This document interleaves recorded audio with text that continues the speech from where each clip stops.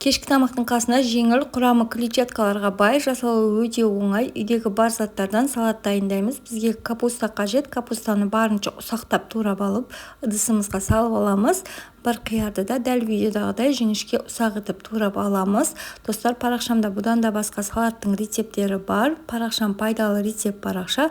Парақшамды жоғалтып алмас үшін міндетті түрде маған тіркеліп алыңыз. Видео рецептерім ұнаса, маған лайк басып кетуді ұмытпаңыз.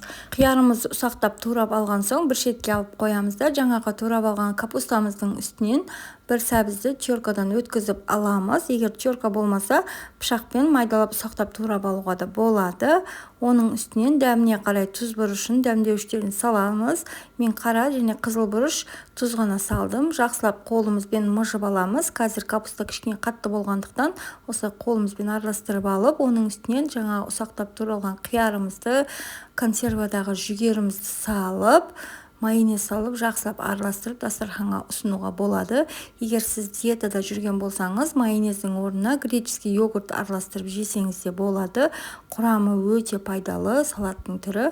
Міндетті түрде жасап көріңіз.